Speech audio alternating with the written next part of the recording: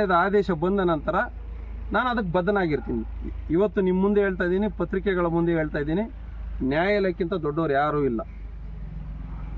ನಾವು ಅದಕ್ಕೆ ಗೌರವ ಕೊಡಬೇಕು, ಗೌರವ ಕೊಡ್ತೀವಿ.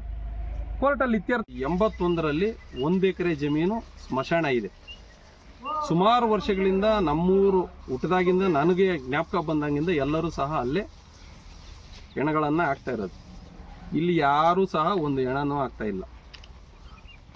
ಇದಾದ ಮೇಲೆ AC ಆರ್ಡರ್ ಆಗುತ್ತೆ. ಎಲ್ಲ ಆದಮೇಲೆ ನಾವು ಖಾತೆಗೆ ಅರ್ಜಿ ಹಾಕ್ಕೊಂಡ್ಮೇಲೆ ಮತ್ತೆ ಖಾತೆ ಮಾಡೋದಿಲ್ಲ. ನಮ್ಮ ತಾಯಿಯವರು ಹೈಕೋರ್ಟ್ಗೆ ಖಾತೆ ಮಾಡಬೇಕು ಅಂತ ರಿಟ್ ಪಿಟಿಷನ್ ಹಾಕ್ತಾರೆ. ರಿಟ್ ಪಿಟಿಷನ್ ಹಾಕಿ ಕೇಸ್ ನಡೀತಾ ಇರಬೇಕಾದ್ರೆ ನಮ್ಮ ತಾಯಿಯವರು ತೀರ್ಕೊಳ್ತಾರೆ. ತೀರ್ಕೊಂಡ ನಂತರ ನಮ್ಮ ವಕೀಲರು ನಮಗೆ ಮಾಹಿತಿ ಕೊಟ್ಟು ಈ ರೀತಿ ಕೇಸ್ ನಡೀತೈತೆ, ಇದನ್ನು ವಿತ್ಡ್ರಾ ಮಾಡಬೇಕು ಅಂತ ಹೇಳಿದಾಗ ನಾನು, ನಮ್ಮ ತಂದೆಯವರು, ನನ್ನ ತಮ್ಮ 3 ಸೇರಿ ಒಂದು ಅರ್ಜಿ ಹಾಕಿ ನಾವು ನಮ್ಮ ಕೇಸನ್ನು ವಿತ್ಡ್ರಾ ಮಾಡ್ಕೊಳ್ತೀವಿ. ಮೀನ್ವೈಲ್ ಅದೇ ಸಂದರ್ಭದಲ್ಲಿ ನಮ್ಮ ಗ್ರಾಮದ HR ಬಾಬು ಅನ್ನೋರು ಒಂದು ಕೇಸನ್ನು ಇದರಲ್ಲಿ ಫೈಲ್ ಮಾಡಿ ಹೈಕೋರ್ಟಲ್ಲಿ ಈ ರೀತಿ ಸ್ಮಶಾನ ಇದನ್ನು ಬಿಡಿಸ್ಬೇಕು ಅಂತ ಅವರು ಹಾಕಿರ್ತಾರೆ. 2 ಕೇಸನ್ನು ಕ್ಲಬ್ ಮಾಡಿ ಮಾನ್ಯ ಉಚ್ಚ ನ್ಯಾಯಾಲಯ ಆದೇಶ ಮಾಡುತ್ತೆ. ಏನಂತ ಆದೇಶ ಮಾಡುತ್ತೆ?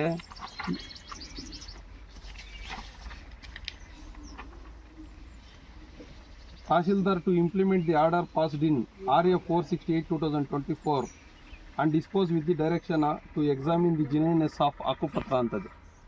ಆಮೇಲೆ ನಾವು ಕೇಳ್ಕೊಂಡಿರ್ತೀವಿ, ನಮ್ಮ ತಾಯಿಯವರು ತೀರ್ಕೊಂಡಿರೋದ್ರಿಂದ ನಾವು ಮತ್ತೊಂದು ಫ್ರೆಶ್ ಕೇಸ್ ಹಾಕ್ತೀವಿ ಅಂತ ಹೇಳ್ಬಿಟ್ಟು ಕೇಳ್ಕೊಳ್ತೀವಿ.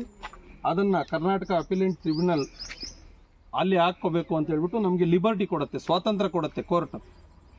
ಇದನ್ನೆಲ್ಲ ಮುಚ್ಚಿಡ್ತಾರೆ ಹೇಳುವಾಗ, ಪತ್ರಿಕಾ ಪ್ರಕಟಣೆಯಲ್ಲಿ ಮತ್ತು ಪತ್ರಿಕೆಗಳಿಗೆ ಹೇಳುವಾಗ ಇದನ್ನೆಲ್ಲ ಮುಚ್ಚಿಡ್ತಾರೆ.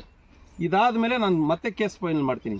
ನನ್ನ ಹೆಸರಲ್ಲಿ ಕಲ್ಯಾಣ್ ಕುಮಾರ್, ನಮ್ಮ ತಂದೆ ಮಹೇಶ್ ಕುಮಾರ್, ಸತೀಶ್, ನಾವು 3 ಸೇರಿ ಏನು ನಮ್ಮ ತಾಯಿಗೆ ವಾರಸುದಾರ ಇರ್ತೀರಿ, ನಾವು 3 ಸೇರಿ ಕರ್ನಾಟಕ ಅಪಿಲೆಂಟ್ ಟ್ರಿಬ್ಯುನಲ್ ಇಲ್ಲಿ ದಿನಾಂಕ 23/12/25 ಕೇಸನ್ನು ಫೈಲ್ ಮಾಡ್ತೀರಿ. ಮಾನ್ಯ ನ್ಯಾಯಾಲಯ ನಮಗೆ ಸ್ಟೇ ಕೊಡುತ್ತೆ. ಆ ಸ್ಟೇ ಕಂಟಿನ್ಯೂ ಆಗಿದೆ, ಕೇಸು ಈಗ ಚಾಲ್ತಿಯಲ್ಲಿದೆ. ಈ ವಿಚಾರವನ್ನು ನಾನು ಮಾನ್ಯ EO ಅವರಿಗೆ, ಮಾನ್ಯ ತಹಶೀಲ್ದಾರ್ ಅವರಿಗೆ ಪತ್ರದ ಮುಖಾಂತರ ತಿಳಿಸಿರ್ತೀನಿ. ಈಗಲೂ ಸಹ ಕೇಸು ಚಾಲ್ತಿಯಲ್ಲಿದೆ. ಈ ಪ್ರಕರಣ ಮುಕ್ತಾಯ ಆದ ನಂತರ ಒಂದು ವೇಳೆ ಈ ಜಾಗ ಸರ್ಕಾರಕ್ಕೆ ಬಿಡಬೇಕಂತಂದರೆ ನಾವು ಬಿಡೋದಕ್ಕೆ ಸಿದ್ಧರಾಗಿದ್ದೀವಿ. ಇಲ್ಲ ಬದಲಿ ವ್ಯವಸ್ಥೆ ಮಾಡಿಕೊಡ್ತೀವಿ ಅಂತಂದರೆ ಬದಲಿ ವ್ಯವಸ್ಥೆ ಮಾಡೋದಕ್ಕೂ ರೆಡಿ ಇದ್ದೀವಿ. ಇಲ್ಲ ಸರ್ವೆ ಮಾಡಿ ಎಲ್ಲಿಗೆ ಬರುತ್ತೆ ಏನು ಅಂತ ಅವರು ಬಂದು ಆಮೇಲೆ ಕೋರ್ಟ್ ಡಿಸಿಷನ್ ಪ್ರಕಾರ ಮಾಡಿದ್ರೆ ನಾವು ಸಿದ್ಧರಿದ್ದೀರಿ. ನಾನೊಂದು ಪಂಚಾಯತ್ ಅಭಿವೃದ್ಧಿ ಅಧಿಕಾರಿಯಾಗಿ ನಾನೇ ಸ್ಮಶಾನಗಳನ್ನೆಲ್ಲ ಒತ್ತುವರಿಯನ್ನು ತೆರವುಗೊಳಿಸಿ, ಕೆರೆಗಳನ್ನೆಲ್ಲ ಒತ್ತುವರಿ ತೆರವುಗೊಳಿಸಿ ನಾನು ಒತ್ತುವರಿ 22/2/23 ಒಂದು ತಹಶೀಲ್ದಾರ್ ಆದೇಶ ಮಾಡ್ತಾರೆ. 6/3/23 ಇಲ್ಲಿ ಸರ್ವೆ ಆಗತ್ತೆ. ಮೋಲಾಖಾನ್ ಅಂತ ಇವರು ತಾಲೂಕು ಸರ್ವೇಯರ್, ಉಪ ತಹಶೀಲ್ದಾರ್ ಧರ್ಮೇಂದ್ರ ಪ್ರಸಾದ್, RI ಮುನಿಂಗಸ್ವಾಮಿ ಮತ್ತು ಮಲ್ಕಪ್ಪ VA ಇಷ್ಟೂ ಜನ ಬಂದು ಗ್ರಾಮ ಪಂಚಾಯತಿ PDO, ಸೆಕ್ರೆಟ್ರಿ, ಗ್ರಾಮಸ್ಥರ ಸಮಕ್ಷಮದಲ್ಲಿ ಸರ್ವೆ ಮಾಡ್ತಾರೆ. ಸರ್ವೆ ರಿಪೋರ್ಟ್ ಕೊಡ್ತಾರೆ. ಇದೆಲ್ಲ ನಾನು ಮಾಹಿತಿ ಹಕ್ಕಲ್ಲಿ ತಗೊಂಡಿರೋದು. ಈ ಬಣ್ಣದಿಂದ ಕೂಡಿರುವ 26 ಗುಂಟೆಯಲ್ಲಿ ಏನು 1 ಎಕರೆ 34 ಗುಂಟೆ ಮಹೇಶ್ ಕುಮಾರ್ ಒತ್ತುವರಿ ಮಾಡ್ಕೊಂಡಿದ್ದಾರೆ ಅಂತ ಹೇಳ್ತಾ ಇದ್ದಾರಲ್ಲ, ಇದು ಸುಳ್ಳು ಅನ್ನೋದಕ್ಕೆ ನೋಡಿ ಇಲ್ಲಿ. ಈ ಬಣ್ಣದಿಂದ ಗುರುತಿಸಿರೋ ಪ್ರದೇಶದಲ್ಲಿ 26 ಗುಂಟೆ ಇರುತ್ತದೆ. ಸದರಿ ಪ್ರದೇಶದಲ್ಲಿ ಸುಬ್ರಹ್ಮಣ್ಯ ನಾರಾಯಣಸ್ವಾಮಿ ಮರಿಗೌಡ ಎಂಬುವರು ಅನಧಿಕೃತವಾಗಿ ಒತ್ತುವರಿ ಮಾಡ್ಕೊಂಡಿರ್ತಾರೆ. ಈ ಬಣ್ಣದಲ್ಲಿ ಗುರುತಿಸಿರೋ ಪ್ರದೇಶ ವಿಸ್ತೀರ್ಣ 10 ಗುಂಟೆ ಇರುತ್ತದೆ. ಸದರಿ ಪ್ರದೇಶವನ್ನು ಮುನ್ರಾಜುರವರು ಅನಧಿಕೃತವಾಗಿ ಒತ್ತುವರಿ ಮಾಡ್ಕೊಂಡಿರ್ತಾರೆ. ಮುನ್ರಾಜು ಯಾರೋ ಏನು HR ಬಾಬು, ಅರ್ಜುನ್ ಬಾಬು ಹೇಳ್ತಾ ಇದ್ದಾರಲ್ಲ, ಅವರ ಸಂಬಂಧಿಕರು ಅವರು ಮಾಡಿರ್ತಾರೆ. 81-82ರಲ್ಲಿ ಮಂಜೂರು ಮಾಡಿರ್ತಕ್ಕಂಥ ಜಮೀನನ್ನು ಬಿಟ್ಟು ಉಳಿಕೆ ಜಮೀನನ್ನು ಮಂಜೂರು ಮಾಡಬೇಕಾಗಿತ್ತು ಮಶಾನಕ್ಕೆ. ಆದರೆ ಅಧಿಕಾರಿಗಳು ಮೊದಲೇ ಮಂಜೂರು ಮಾಡಿರ್ತಕ್ಕಂಥ 30 ಗುಂಟೆಯನ್ನು ಸೇರಿಸಿ ಮತ್ತೆ ಮಾಡ್ತಾರೆ 2016ರಲ್ಲಿ. ಅಂದರೆ 30 ವರ್ಷಗಳ ನಂತರ ಮಾಡಿದ ನಂತರ ಕೂಡ ಮೊದಲಿಗೆ ಮಂಜೂರು ಮಾಡಿರ್ತಕ್ಕಂಥ ಶ್ರೀಮತಿ ರಾಜೇಶ್ವರಿ ಅವರಿಗೆ ಏನು ಮಂಜೂರು ಮಾಡಿರ್ತಾರೆ ಜಮೀನು, ಆ ಜಮೀನನ್ನು ಮಂಜೂರು ಮಾಡಿರೋದನ್ನು ಮಂಜೂರಾತಿಯನ್ನು ಎಲ್ಲೂ ರದ್ದು ಮಾಡಿಲ್ಲ, ಇದುವರೆಗೂ ಇಲ್ಲ. ಅದೇ ರೀತಿ ಅವ್ರು ಮಂಜೂರು ಮಾಡಿರ್ತಕ್ಕಂತಹ ಮಂಜೂರಾತಿ ಪತ್ರವನ್ನು ಕೂಡ ಎಲ್ಲೂ ಕೂಡ ಕ್ಯಾನ್ಸಲ್ಲೂ ಮಾಡಿಲ್ಲ. ಅದೇ ರೀತಿ ಮಾನ್ಯ AC ನ್ಯಾಯಾಲಯದಲ್ಲಿ ರಾಜೇಶ್ವರಿ ಅವರು 2024ರಲ್ಲಿ ಮಾನ್ಯ AC ಅವ್ರ ಮುಂದೆ ಸಲ್ಲಿಸಿರ್ತಕ್ಕಂತಹ ವಿಚಾರಣೆ ಟೈಮಲ್ಲಿ ಆ ದಾಖಲೆಗಳನ್ನು ಕೋರ್ಟ್ಗೆ ಕೊಡ್ತಾರೆ. ಕೋರ್ಟಲ್ಲಿ ಪರಿಶೀಲನೆ ಮಾಡಿದ ನಂತರ ಈ ವಾದ ಪ್ರತಿವಾದಗಳೆಲ್ಲನೆಲ್ಲ ಕೇಳಿದ ನಂತರನೇ ಕೋರ್ಟ್ನವರು ಆದೇಶ ಮಾಡ್ತಾರೆ. ನಿಮಗೆ ಮಾಡಿರ್ತಕ್ಕಂಥ 30 ಗುಂಟೆ ಏನಿದೆ ಅದು ಕರೆಕ್ಟಾಗಿದೆ ಅಂತಲೂ ಹೇಳ್ತಾರೆ. ಅವರ ಸ್ವಾಧೀನ ಅನುಭವದಲ್ಲಿರ್ತಕ್ಕಂತಹ ಅಂದರೆ 30-40 ವರ್ಷಗಳ ಕಾಲ ಅವರು ಸ್ವಾಧೀನದಲ್ಲಿ ವ್ಯವಸಾಯ ಮಾಡ್ಕೊಂಡು ಜೀವನ ಮಾಡ್ಕೊಂಡಿದ್ದರು. ಆ ಸ್ವತ್ತಿಗೆ ಸಂಬಂಧಿಸಿದಂತೆ ಮಾನ್ಯ ತಹಸೀಲ್ದಾರ್ ಅವರಿಗೆ ಮತ್ತು ಕಂದಾಯ ಅಧಿಕಾರಿಗಳಿಗೆ ಆದೇಶವನ್ನು ಮಾಡ್ತಾರೆ, ಅವ್ರಿಗೆ ಖಾತೆ ಮಾಡಿಕೊಡಿ ಅಂತ. ಅಂದರೆ AC ನ್ಯಾಯಾಲಯದಲ್ಲಿ ಆದಂತಹ ನ್ಯಾಯಾಲಯದ ಆದೇಶದಕ್ಕೂ ಕೂಡ ಯಾವುದೇ ಒಂದು ಪ್ರತಿಕ್ರಿಯೆ ಬರೋದಿಲ್ಲ. ಅದಾದ ನಂತರ ಅವ್ರಿಗೆ ತಿಳಿಯುವಂಥದ್ದೇನೆಂದರೆ ಈ ಒಂದು ಸರ್ವೆ ನಂಬರ್ 11ರಲ್ಲಿ ಈ ಒಂದು ಏನು ಜಿಲ್ಲಾಧಿಕಾರಿಗಳು ಮತ್ತೆ 1 ಎಕರೆ 34 ಗುಂಟೆ ಮಾಡಿದ್ದಾರೆ ಅಂತ ಹೇಳಿದ್ಮೇಲೆ ಹೈಕೋರ್ಟ್ಗೆ ಹೋಗ್ತಾರೆ. ಅವರು ಹೈಕೋರ್ಟ್ನಲ್ಲಿ ಪರಿಶೀಲನೆ ಮಾಡಿ ಕೇಸನ್ನು ನಡೆಸುವಂಥ ಸಂದರ್ಭದಲ್ಲಿ ತೀರ್ಕೊಂಡ ನಂತರ ಅಲ್ಲಿ ಮುಂದಿನ ದಿನಗಳಲ್ಲಿ LR ಅಪ್ಲಿಕೇಶನ್ ಅಂತ ಹೇಳ್ತಾರೆ. ಅಂದರೆ ಆ ಒಂದು ಕುಟುಂಬದ ಸದಸ್ಯರನ್ನು ಕೋರ್ಟ್ಗೆ ಹಾಜರು ಮಾಡುವಂಥ ಪ್ರಕ್ರಿಯೆ ಬರ್ತದೆ. ಅಂಥ ಸಂದರ್ಭದಲ್ಲಿ ನಮ್ಮ ಮಹೇಶ್ ಕುಮಾರ್ ಅವರು, ಅವ್ರ ತಂದೆ ಕಲ್ಯಾಣ್ ಕುಮಾರ್ ಅವರು, ಅವ್ರ ತಮ್ಮ ಅವರನ್ನ LR ಅಪ್ಲಿಕೇಶನಲ್ಲಿ ಇಂಪ್ಲೀಡ್ ಆಗ್ತಾರೆ. ಗೌರವಾನ್ವಿತ ನ್ಯಾಯಾಧೀಶರು ಇದು ಇಲ್ಲಿ ಬರೋದಿಲ್ಲ ಅಂತ ಹೇಳಿದ ನಂತರ ಅದಕ್ಕೆ ಸಂಬಂಧಿಸಿದಂತಹ ಈ ಕರ್ನಾಟಕ ನ್ಯಾಯಾಧೀಕರಣ ಪ್ರಾಧಿಕಾರ ಅಂತ ಏನು ಹೇಳ್ತೀವಿ, KAT ಅಂತ ಹೇಳ್ತೀವಿ, ಆ ಒಂದು ನ್ಯಾಯಾಧಿಕರಣದಲ್ಲಿ ತಮ್ಮ ಹಕ್ಕನ್ನು ಮಂಡಿಸಿ ತಾವು ಆದೇಶ ಪಡ್ಕೋಬೇಕು ಅಂತ ನಿರ್ದೇಶನ ಮಾಡ್ತಾರೆ. ಆ ನಿರ್ದೇಶನದ ಪ್ರಕಾರ ಅವರು KAT ನಂಬರ್ 518/25 ಇದು ಸಲ್ಲಿಸಿ ದಿನಾಂಕ 23/12/2025 ಅಂದರೆ 23/12/25ಕ್ಕೆ ಇಮಿಡಿಯೇಟಾಗಿ ವಿತಿನ್ 1 ವೀಕಲ್ಲಿ ಸ್ಟೇ ಆರ್ಡರ್ ತಗೋತಾರೆ. ಅದು ಇನ್ನೂ ಕ್ಯಾನ್ಸಲ್ ಆಗಿಲ್ಲ, ಅದು ಚಾಲ್ತಿಯಲ್ಲಿದೆ ಪ್ರಕರಣ. ಅಂದರೆ ಯಾವುದೇ ಒಂದು ನ್ಯಾಯಾಲಯದಿಂದ ಪೂರ್ತಿಯಾದಂತಹ ಆದೇಶ ಎಲ್ಲೂ ಆಗಿಲ್ಲ. ಅದೇ ರೀತಿ ಶ್ರೀಮತಿ ರಾಜೇಶ್ವರಿ ಅವರಿಗೆ 28/7/1984ರಲ್ಲಿ ಏನು ಆದೇಶ ಆಗಿದೆ, ಮಂಜೂರಾಗಿದೆ AC ಕೋರ್ಟ್ನಲ್ಲಿ ಮಾನ್ಯ ತಹಸೀಲ್ದಾರ್ ಅವ್ರ ಕಡೆಯಿಂದ ಏನು ಮಂಜೂರಾಗಿದೆ 30 ಗುಂಟೆ, ಆ 30 ಗುಂಟೆ ಮಂಜೂರಾಗಿರೋದನ್ನು ಎಲ್ಲೂ ರದ್ದು ಮಾಡಿಲ್ಲ, ಇದುವರೆಗೂ ಮಾಡಿಲ್ಲ. ಹಾಗಾಗಿ ರದ್ದಾಗದೇ ಇರತಕ್ಕಂಥ ಸಂದರ್ಭದಲ್ಲಿ ಮಂಜೂರಾಗಿಲ್ಲ ಅಂತ ಹೇಳೋದಕ್ಕೂ ಬರೋದಿಲ್ಲ. ಒಂದು ಅಕಸ್ಮಾತ್ ನಕಲಿ ದಾಖಲೆ ಸೃಷ್ಟಿ ಮಾಡಿದರೆ ಮಾನ್ಯ AC ನ್ಯಾಯಾಲಯದಲ್ಲಿ ಅವರೇ ಸಲ್ಲಿಸ್ತಾರೆ ದಾವೆ.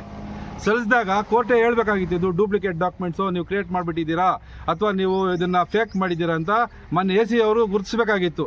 ಕೋರ್ಟ್ಗೆ ಡಾಕ್ಯುಮೆಂಟ್ ಕೊಟ್ಟರಲ್ವ, ಕೋರ್ಟಲ್ಲೂ ಕೂಡ ಅದ್ರ ಬಗ್ಗೆ ಇಲ್ಲ, ಖಾತೆ ಮಾಡಿ ಅಂತಲೇ ಆದೇಶ ಮಾಡಿರೋದು. ಈಗೆಲ್ಲ ಇರೋಂಥ ಸಂದರ್ಭದಲ್ಲಿ ಈಗೆಲ್ಲ ಏನೆಲ್ಲ ಆರೋಪಗಳು ಬರ್ತಾ ಇರ್ತಕ್ಕಂಥ ಸಂದರ್ಭದಲ್ಲಿ ಮಹೇಶ್ ಕುಮಾರ್ ಅವರು ಇಲ್ಲಿ ವಾಸ ಮಾಡ್ತಾ ಇಲ್ಲ. ಮಹೇಶ್ ಕುಮಾರ್ ಅವರು ಜೀವನ ಮಾಡ್ತಾ ಇರ್ತಕ್ಕಂಥದ್ದು ಒಂದು ಬೇತ್ಮಂಗಲ ಗ್ರಾಮದಲ್ಲಿ. ಈ ಸ್ಥಳ ಮಂಜೂರಾಗಿರ್ತಕ್ಕಂಥದ್ದು, ಈ ಸ್ಥಳದ ಮಾಲೀಕರು ಶ್ರೀಮತಿ ರಾಜೇಶ್ವರಿ ಅವರು. ಆ ರಾಜೇಶ್ವರಿ ಅವ್ರನ್ನ ಪ್ರಶ್ನೆ ಮಾಡಬೇಕಾಗಿತ್ತು ಅಥವಾ ಅವ್ರು ಮಾಡ್ಕೊಂಡಿರೋದು ಸರಿ ಇಲ್ಲ ಅಂತಲೂ ಇನ್ನೊಂದೊಂದು ಹೇಳಬೇಕಾಗಿತ್ತು. ಆದರೆ ಇಲ್ಲಿ ಆರೋಪ ಆಗ್ತಾ ಇರ್ತಕ್ಕಂಥದ್ದು ಮಾಧ್ಯಮಗಳಲ್ಲಿ ಬರ್ತಾ ಇರ್ತಕ್ಕಂಥದ್ದು ಮಹೇಶ್ ಕುಮಾರ್ ಅಂತ. ಅಂದರೆ ಅವ್ರ ಮಗನಾಗಿ ಹುಟ್ಟಿರೋದೇ ತಪ್ಪ, ಇವರು ಅಧಿಕಾರಿ ಆಗಿರೋದು ತಪ್ಪ ಅನ್ನೋದನ್ನು ಪ್ರಶ್ನೆ ಮಾಡಬೇಕಾಗತ್ತೆ. ಮತ್ತೆ ಇನ್ನೊಂದೇನಪ್ಪ ಅಂದರೆ ಪದೇ ಅವರ ಅಧಿಕಾರಿಗಳಿಗೆ ಕಂಪ್ಲೇಂಟ್ಸನ್ನು ಕೊಡೋದು, ದೂರುಗಳನ್ನು ಕೊಡೋದು, ಇಲ್ಲೇ ಸಲ್ಲದ ಆರೋಪಗಳನ್ನು ಮಾಡೋದು, ಅವರಿಗೆ ವೈಯಕ್ತಿಕ ಜೀವನದಲ್ಲಿ ಒಂದು ತೇಜೋವಧೆ ಮಾಡೋದು, ವೃತ್ತಿ ಜೀವನದಲ್ಲಿ ತೊಂದರೆ ಮಾಡೋದು, ಇದೆಲ್ಲ ಕೂಡ ನಿರಂತರವಾಗಿ ನಡೀತಾ ಇದೆ. ಆ ಬಗ್ಗೆ ಅವರು ಸಮಜಾಯಿಷಿಯನ್ನು ಕೊಡ್ತಾ ಎಲ್ಲ ದಾಖಲೆಗಳೊಂದಿಗೆ ಈಗಾಗಲೇ ಒಂದು ಪೊಲೀಸ್ ಕಂಪ್ಲೇಂಟನ್ನು ಕೊಟ್ಟಿದ್ದಾರೆ. ಆ ಬಗ್ಗೆ NCR ನಂಬರ್ 78/26 ಬೇತ್ಮಂಗಲ ಪೊಲೀಸ್ ಠಾಣೆಯಲ್ಲಿ ಮಾನನಷ್ಟ ಮೊಕದ್ದಮೆಯನ್ನು ಹೂಡಿದ್ದಾರೆ. ನಮ್ಮ ಕಕ್ಷಿದಾರರು ಈಗಾಗಲೇ ಅವರಿಗೆ ಎಷ್ಟು ಹರಾಜಾಗಿದೆ ಅನ್ನೋದ್ರ ಬಗ್ಗೆ ಎಲ್ಲ ಪ್ರತಿಗಳನ್ನು ನೀಡಿದ್ದಾರೆ. ಅದೇ ರೀತಿ ಈ ಏನು ಯೂಟ್ಯೂಬ್ ಚಾನಲ್ಗಳಲ್ಲಿ ಯಾರೆಲ್ಲ ಅವ್ರಿಗೆ ಅವಮಾನ ಮಾಡಿದ್ದಾರೆ, ಯಾವ ರೀತಿಯಾಗಿ ಅವಮಾನ ಆಗಿದೆ ಅನ್ನೋದ್ರ ಬಗ್ಗೆ ಕೂಡ ದಾಖಲೆಗಳನ್ನು ಕೊಟ್ಟಿದ್ದಾರೆ. ಹಿಂದೆ ಏನು ನಿಜಾಂಶಗಳನ್ನು ಮರೆಮಾಚ್ತಾ ಅವ್ರನ್ನ ತೇಜ ಮಾಡೋ ಉದ್ದೇಶದಿಂದ ಒಂದು ಕುತಂತ್ರ ನಡೆದು ಅವ್ರಿಗೆ ಮಾನಸಿಕವಾಗಿ, ವೈಯಕ್ತಿಕವಾಗಿ ಹಾಗೂ ಎಲ್ಲ ರೀತಿಯಲ್ಲೂ ಕೂಡ ಎಲ್ಲ ರಂಗಗಳಲ್ಲೂ ಅವಮಾನ ಮಾಡ್ತಾ ಇದ್ದಾರೆ. ಆ ಬಗ್ಗೆ ನಾವು ಮುಂದಿನ ದಿನಗಳಲ್ಲಿ ಈಗ ಪೊಲೀಸ್ನವರು ಏನು ನಾವು ಕೊಟ್ಟಿರ್ತಕ್ಕಂಥ ಕಂಪ್ಲೇಂಟ್ನ ಏನು ಪರಿಗಣಿಸಲಿಲ್ಲ ಅಂದರೆ ನ್ಯಾಯಾಲಯದಲ್ಲೂ ಕೂಡ ಮುಂದಿನ ದಿನಗಳಲ್ಲಿ ನ್ಯಾಯಾಲಯದ ಮುಖಾಂತರ ಹೋರಾಟಗಳನ್ನು ಮಾಡ್ತೀವಿ ಅಂತ ಹೇಳ್ತಾ, ಈ ಒಂದು ವಕೀಲರು ಮುಖ್ಯವಾಗಿ ದಾಖಲೆಗಳನ್ನು ಮತ್ತು ಕಕ್ಷಿದಾರ ಹೇಳೋದನ್ನೆಲ್ಲ ಕೂಡ ನಾವು ಕೇಳಿ ನಾವು ಮಾತಾಡಬೇಕಾಗತ್ತೆ. ಅವ್ರು ಕೊಟ್ಟಿರ್ತಕ್ಕಂಥ ದಾಖಲೆಗಳು ಮತ್ತು ಕೊಟ್ಟಿರ್ತಕ್ಕಂಥ ನ್ಯಾಯಾಲಯದ ಆದೇಶಗಳು ಎಲ್ಲ ಪರಿಶೀಲನೆ ಮಾಡಿದ ನಂತರನೇ ಈಗ ಈ ಆಗ್ತಾ ಇರ್ತಕ್ಕಂಥ ಘಟನಾವಳಿಗಳೇನಿದೆ ಇದೆಲ್ಲ ಕೂಡ ಒಂದು ಷಡ್ಯಂತ್ರ ಆಗ್ತಾ ಇದೆ. ಹಾಗಾಗಿ ಮುಂದಿನ ದಿನಗಳಲ್ಲಿ ನಾವು ಕೂಡ ಕಾನೂನಿನ ಹೋರಾಟ ನ್ಯಾಯಾಲಯದಲ್ಲಿ ಮಾಡ್ತೀವಿ ಅಂತ ಹೇಳ್ತಾ ನನ್ನ ಮಾತನ್ನು ಮುಗಿಸ್ತಾ ಇದ್ದೀನಿ. ಜಿಲ್ಲಾಧ್ಯಕ್ಷನಾಗಿ ಈ ರೀತಿ ಮಾಡ್ತೀನಾ?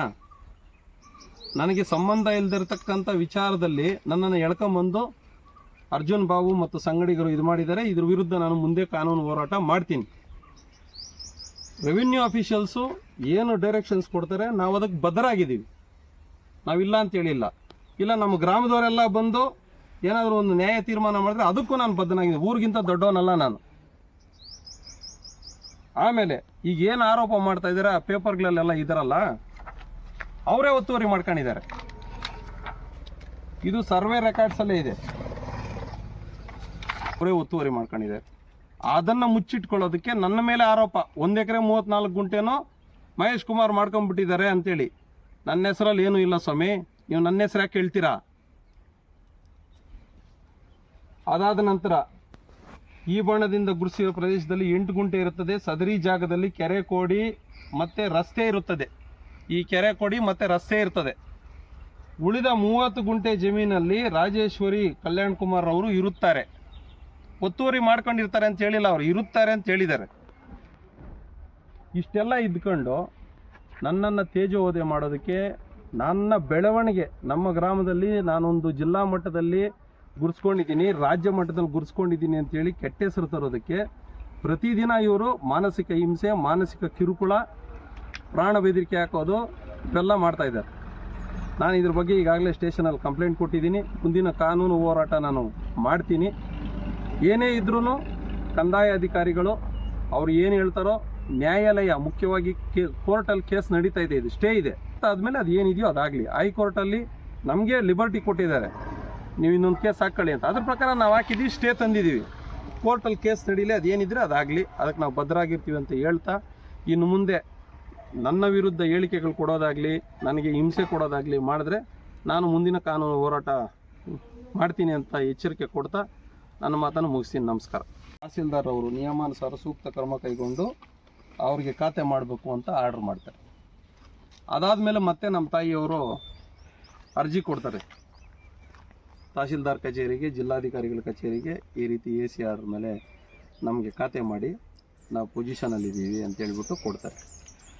ಆಗ ಕಂದಾಯ ಇಲಾಖೆ ಅಧಿಕಾರಿಗಳು, ಇಲ್ಲ ಇದು 2016ರಲ್ಲಿ ಏನೇನೆ ಅವರು ಆರೋಪ ಮಾಡುವಾಗ DK ರವಿ ಸಾಹೇಬರು ಹೆಸರು ತಗೊಬಂದರು, ಅದು ಶುದ್ಧ ಸುಳ್ಳು, ಸೆಂಟಿಮೆಂಟ್ ಕ್ರಿಯೇಟ್ ಮಾಡೋದಕ್ಕೆ ಆ ರೀತಿ ಮಾತಾಡ್ತಾರೆ.